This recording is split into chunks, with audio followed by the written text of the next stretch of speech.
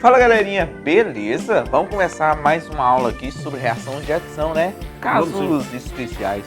Casos legais, eu coloquei legais. Você tá boleiro, hein? Tô boleiro, hein? Boleirinho. As Prila, lembra das Prila? Né? Jogava demais. Então, vem vinheta, vamos pra aula. É nóis.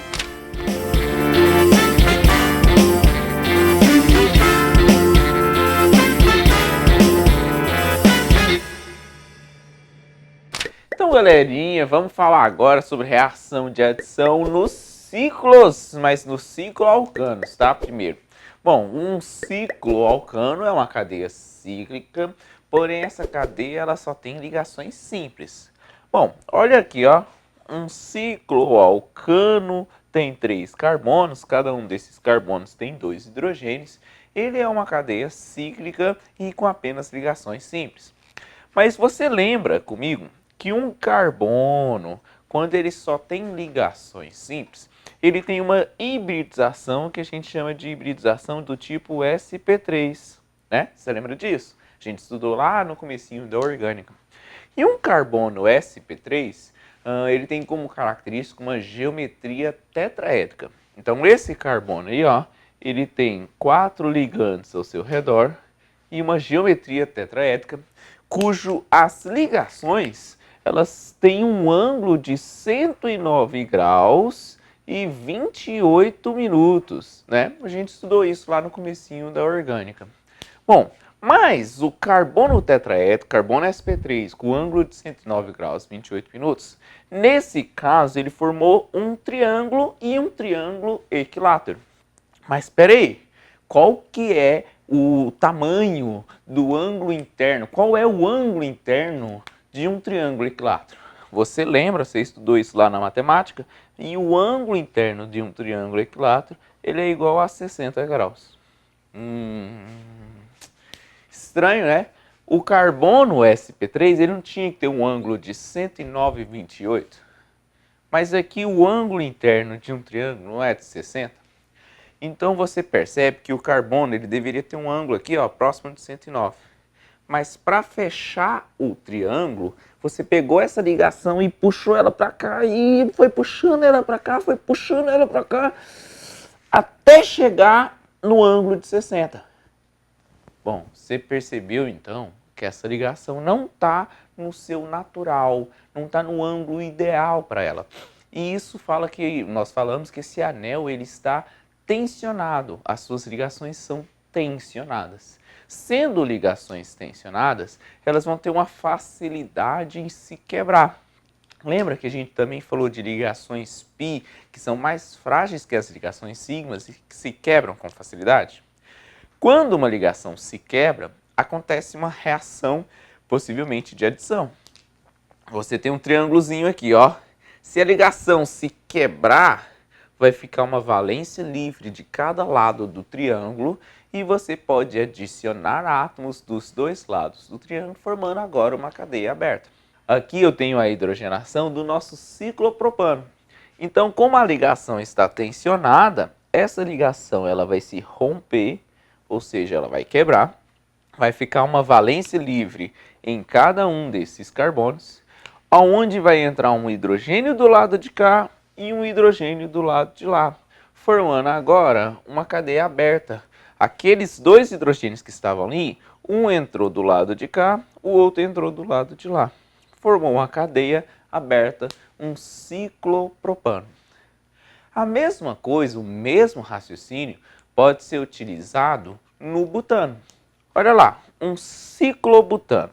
Qual é o ângulo interno de um quadrado? Porque todas as ligações são idênticas, todos os ligantes são idênticos, então ele forma ali ângulos idênticos, né? E aí ele forma um quadrado cujo ângulo seria de 90 graus. Bom, mas a gente viu que o ângulo ideal para o carbono sp3 não é um ângulo de 109,28. Então aquilo ali não está no ângulo ideal, ele também está tensionado. Um pouco menos tensionado do que no propano, né? Porque o propano o ângulo é bem menor do que 109. Aqui está mais próximo de 109, mas ainda está tensionado. Essa ligação aqui vai se quebrar, esse carbono vai ficar com uma valência livre, esse carbono vai ficar com uma valência livre. No caso aqui, eu estou fazendo uma cloração, uma halogenação com cloro. O cloro vai entrar de cá, outro cloro entra de lá, e aí você forma um butano, cujo um cloro na posição 1 e o outro cloro na posição 4. Entenderam? A cadeia tende a abrir por causa das ligações tensionadas. Então elas tendem a sofrer uma abertura do ciclo por causa da alta tensão das ligações. O Pavanelli vai continuar explicando agora com anéis um pouco maiores para você entender melhor essas reações de adição. Beleza? E aí, galerinha, beleza? Olha, para reforçar esse assunto, não se esqueça lá de entrar no Piolet, que é o www.piolet.com.br, ou então baixe no seu Android também o aplicativo do Piolet.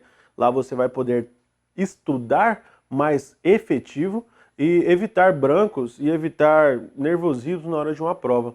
Para ajudar você, o Canal Simples, como parceiro deles lá, a gente do Química Simples, colocamos um cupom de desconto para você de 10%, que é Química Simples, tudo junto. Vai lá, tamo junto. E vamos voltar para a aula aqui. O seguinte, velho, os ciclos um pouquinho mais complexos, como os ciclos maiores, eles têm algumas peculiaridades. Como o tio Soneca falou daqui do ângulo de 60 graus, aqui do ângulo de 90 graus, o nosso amigo Bayer, ele colocou aqui pra gente que um anéis de 5 carbonos, ele tem um ângulo de 108 graus. Se você sabe que esse carboninho aqui ele é sp3, ele tem que ter um ângulo de 109 graus e 28 minutos. Então ele está muito próximo. Como ele está muito próximo, ele está muito próximo da sua estabilidade.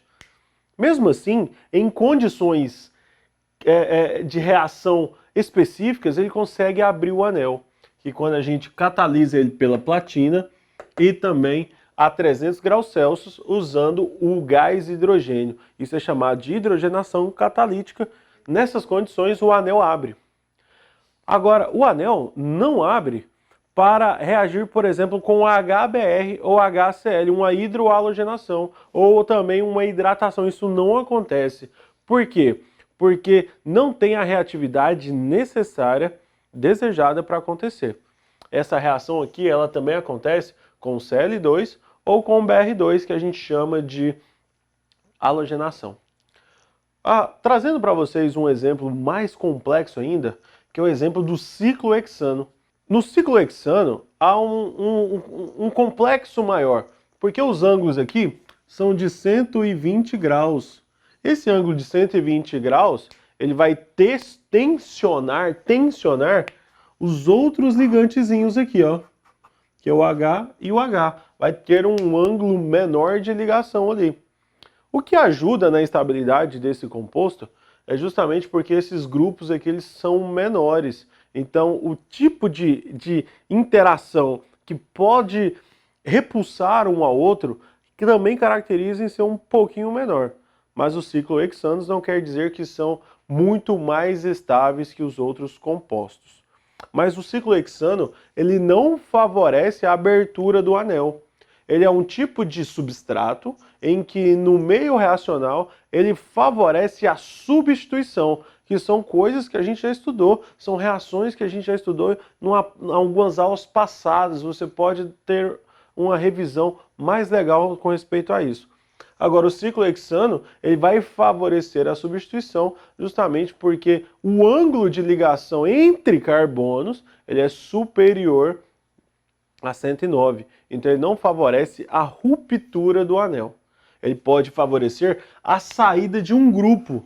Essas saídas desses grupos podem ser substituídos por Br ou cloro, e isso aí acontece a substituição.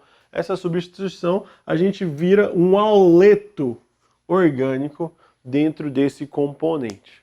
Ok? Só para você ter uma ideia, a base de estabilidade do ciclohexano é em duas conformações, como a gente já citou para vocês. Conformação barco e a conformação cadeira, sendo a cadeira mais estável por causa dos seus hidrogênios nas equatoriais e nas axiais, que são as posições de repulsão de hidrogênios, tá bom? Dê uma revisadinha em algumas aulas anteriores que você vai ter uma maior base.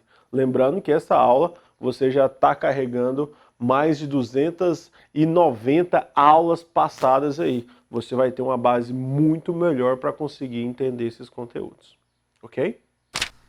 Galerinha, é nóis essa aula. Nossa amiga aqui tá jogando Clash Royale. Tô mexendo no Piolet. Ah, tá mexendo no Piolet? É, no Piolet. Tô revisando o conteúdo aqui que eu aprendi Sim, nessa é aula. mesmo. A gente tem que revisar o conteúdo. Então, galerinha, essa foi a nossa aula. Se liga e estude, né? Isso mesmo, só cuidado aí com a tensão dos anéis. Anéis tensionados.